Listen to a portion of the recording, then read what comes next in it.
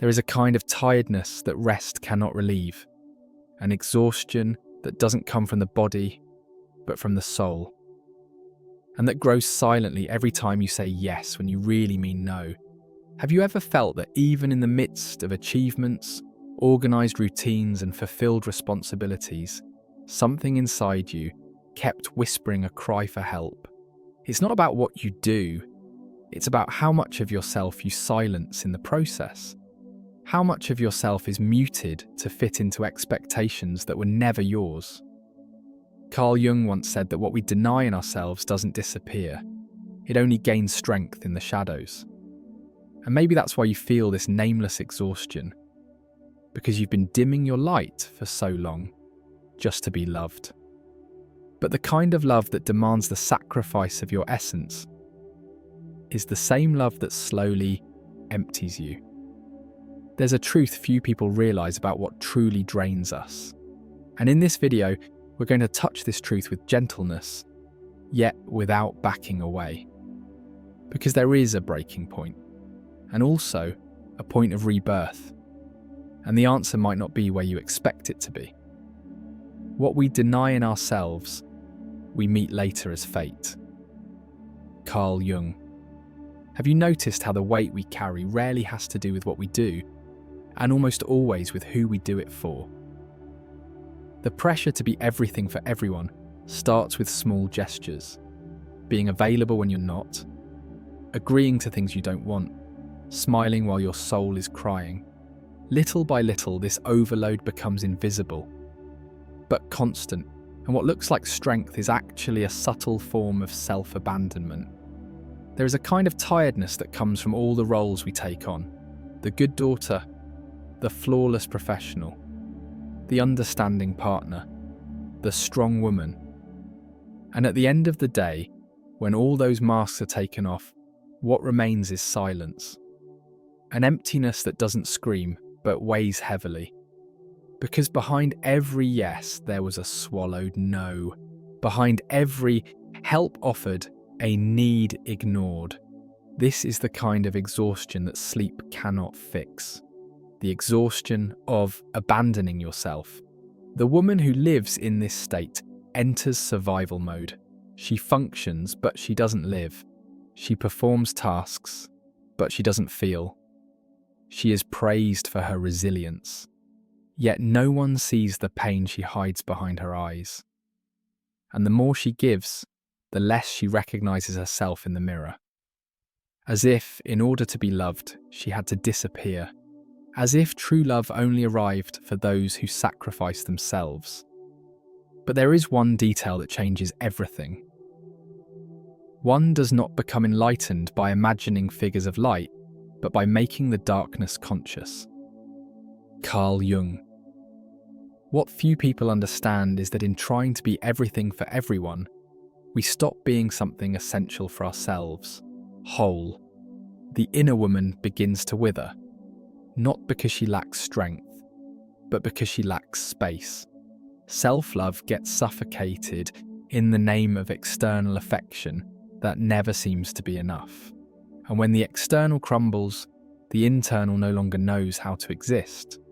In this cycle, the pain of self-abandonment is romanticized as altruism. But love shouldn't cost that much. And deep down, every woman knows this. She feels, even if she can't name it, that her life energy is being drained in the name of a promise that never comes true. The promise that, if she gives enough, she will finally be seen, finally be loved. And that's where the danger lies, when we confuse acceptance with love, presence with belonging. Emotional fatigue turns into chronic exhaustion, and the body begins to speak. A pain here, a not there. An anxiety that won't go away. Symptoms of what was never said, what was swallowed, what got stuck behind duty. This leads us to something even deeper. Your vision will become clear only when you can look into your own heart. Who looks outside dreams. Who looks inside awakens. Carl Jung. There are women who love so intensely that they forget to breathe for themselves.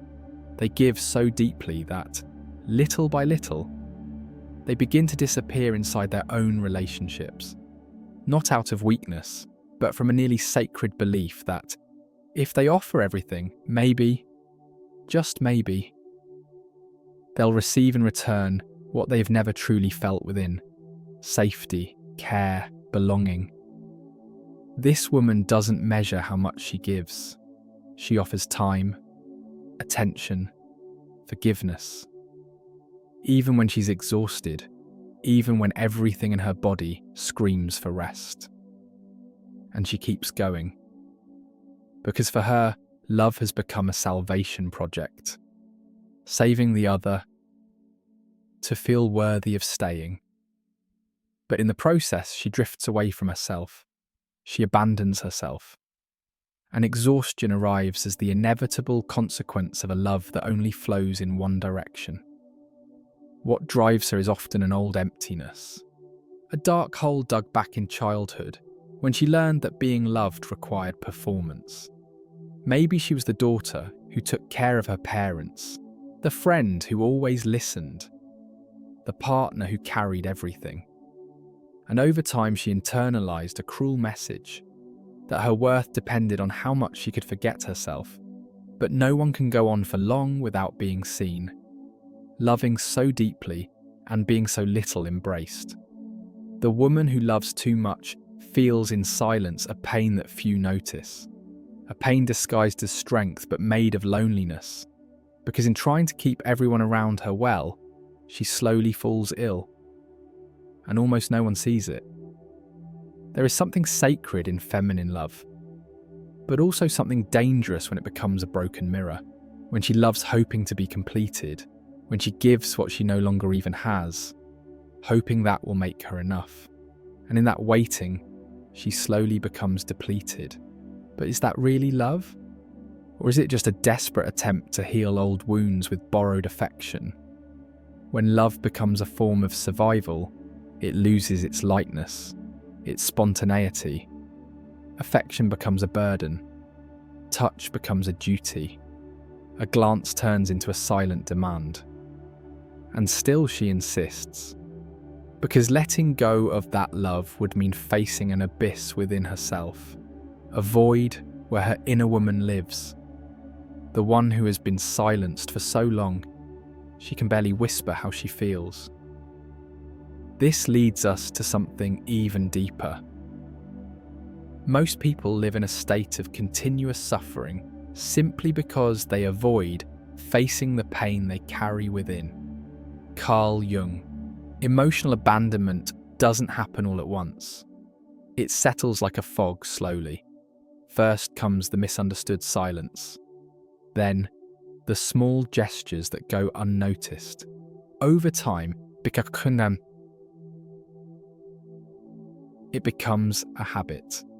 A way of living where feeling is suppressed and existing becomes a matter of enduring. And this silent endurance turns into exhaustion. The woman who carries this kind of pain doesn't always know how to name it. She just feels that something is wrong, that the world feels heavier than it should, that her body is always tired, even when there's been rest. This is the exhaustion born from a lack of emotional refuge, from living for years without truly being heard, understood, or emotionally embraced. When emotion is ignored, the body speaks. Anxiety starts to race the heart in unexpected moments. Sleeplessness appears without a clear cause. And smiles, once spontaneous, become rehearsed. Everything becomes an effort. Even breathing feels like too much. This is the invisible cost of emotional abandonment, and it's in this space that self-love begins to vanish. The inner woman, suffocated, withdraws. She watches in silence as the outer version tries to manage everything. She doesn't demand, doesn't resist, but her absence screams. Because it's impossible to sustain a full life without presence, without the warmth of a gaze that says, "I see you, I feel you." And when that gaze doesn't come from others, it must come from within. But how can one look at herself with tenderness when all she learnt was to be hard on herself? when loving herself always felt like selfishness. The truth is, the most destructive emotional abandonment isn't the one that comes from the outside, but the one born inside. When she begins to repeat the same gestures of those who ignored her, when she begins to silence herself, judge herself, distance herself from her own essence, and then everything becomes about survival. She becomes excellent at keeping up appearances, at doing what is expected, at hiding the pain. But each step becomes heavier. Each gesture, or more mechanical, and what was once love becomes exhaustion. The exhaustion of having nowhere to rest her soul, of not having an inner space where she can simply be. Exhaustion is not about physical tiredness. It's about emotional disconnection. It's about no longer recognizing yourself, about being surrounded by people and still feeling completely alone, about carrying everything, without knowing anymore who is being carried. But there is a way back, a faint path that can still be found. Don't hold on to what's leaving. Otherwise, you won't find what's trying to arrive. Carl Jung. Recovering your vital energy isn't just about stopping, it's about returning to what was left behind when you began to abandon yourself. It's a silent process, almost imperceptible, and at the same time, profoundly revolutionary, because in that return, you don't just reclaim your energy, you reclaim the woman you were before you started forgetting. Vital energy isn't renewed with more sleep or short vacations. It blooms when you stop lying to yourself. When you stop pretending everything is fine while everything hurts. When you allow your inner woman to finally speak, even if her voice trembles from so much silence. That is the first step, to listen to what has been silenced. It's like returning to a forgotten garden. The weeds of abandonment cover everything, but just dig a little, and you can smell the perfume of what still pulses beneath. There, among almost dried roots, there is still desire, spontaneity, self-love. Nothing new needs to be invented. Just remove what has piled up so that what was always there can bloom again. For that, courage is needed. Courage to let go of what looked like love but was actually control. Courage to say no without guilt. To prioritize yourself without needing to explain. The woman who begins to reconnect with her vital energy understands that living isn't about handling everything, but about allowing herself to be whole, even if that disturbs those who got used to her fragments. And in that movement, something magical happens. Life begins to respond. Intuition, once silenced, begins to guide again. Decisions, once heavy, begin to flow. The body, once exhausted, breathes with ease again.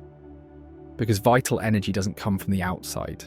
It comes from the connection with what is true inside. The woman who reclaims her vital energy does not become someone new. She becomes who she always was, but now without concessions, without shaping herself to fit what others expect of her. She rises with softness and strength, and her presence begins to transform everything around her. Not through effort, but through coherence. She has returned to herself, and that return shines with a light that cannot be dimmed. But there is still one choice left to make. A choice that may seem small, but changes everything. The meeting of two personalities is like the contact of two chemical substances. If there is any reaction, both are transformed. Carl Jung. There is a kind of love that doesn't hurt, a kind of presence that doesn't ask you to disappear to be accepted. This love doesn't demand sacrifice. It celebrates truth. It doesn't require effort to fit in. It creates space. And it's exactly this kind of love that many women, tired of abandoning themselves, need to choose, even if that means letting go of what once seemed like promises. Choosing love that doesn't require sacrifice is not selfishness. It is emotional maturity. It's understanding that true love is not measured by how much pain you can endure, but by the peace it brings. Love that hurts, demands, diminishes, drains, and is not love. It is a reflection of unhealed wounds, both yours and the others. This kind of choice requires presence. It requires listening to the body, to the silences, to the discomforts. Because deep down, the inner woman always knew what she deserved. She was just buried under years of external expectations and internal neglect. When she begins to rise again, everything changes. The eyes see more clearly. Words gain more strength. Boundaries are no longer fear. They become self-love. Love is not blind surrender. It is conscious reciprocity. And when a woman begins to love without raising herself, she becomes a light that doesn't burn, but illuminates. She doesn't accept less because she knows her worth. She doesn't settle for crumbs because she has rediscovered her hunger for truth. And those who can't handle that inevitably walk away. But that's not a loss, it's liberation. The kind of love that doesn't require sacrifice is also self-love. It begins the moment you decide to betray yourself no longer. When you choose to guard your energy as a sacred temple. When you say yes with your whole being and no longer out of obligation disguised as kindness. When your priority becomes never abandoning yourself again. And then everything makes sense. Because you understand that what was draining you wasn't the other. It was you. Trying to be what you never needed to be. Trying to fit where there was never space for you. And now, by choosing the kind of love that honours your wholeness, you not only heal, you inspire. But are we ready to accept that? And then everything makes sense. It was never about the tasks or the pace of life. What truly exhausted you was abandoning yourself. It was trying to be loved at any cost. Even if that meant distancing yourself from who you truly are. It was living to be enough in someone else's eyes, while your inner woman was begging for recognition, for rest, for self-love. The exhaustion was never just physical, it was spiritual. It was the price of one-sided love, of giving endlessly without return, of a silence that screamed from within. You gave yourself in pieces, but forgot to keep something whole for yourself. And now you realise that true healing begins when you stop saving yourself for others and start rescuing yourself from within. This awareness doesn't arrive like thunder, it comes as a whisper, a soft touch from the soul saying, enough. Enough of shrinking to be accepted. Enough of staying silent to keep the peace. Enough of confusing love with effort. Enough of believing you need to suffer to be chosen. Because the kind of love that demands your absence is not love. It's a disguised prison. In the end, the answer was always there.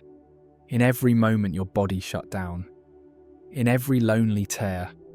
In every night where the insomnia wasn't from coffee, but from the loneliness of being together. Your inner woman tried to warn you, tried to get your attention. And now you're finally listening.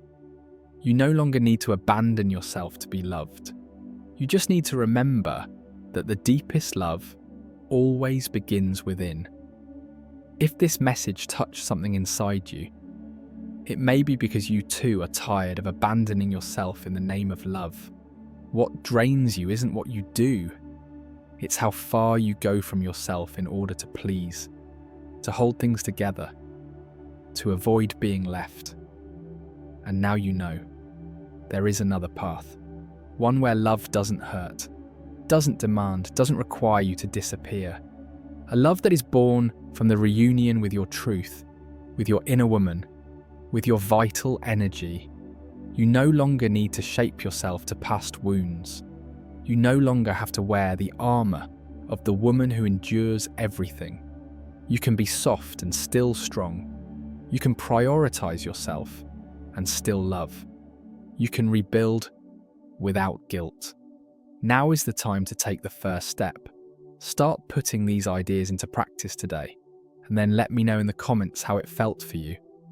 Which of these reflections resonated the most with you? Or, if you've lived something similar, share your story. Your words might inspire and comfort someone who's still in the process. And if you want to continue this journey of reconnection and self-discovery, I highly recommend you watch the video right above. It will take you even deeper. I'll see you in the next video.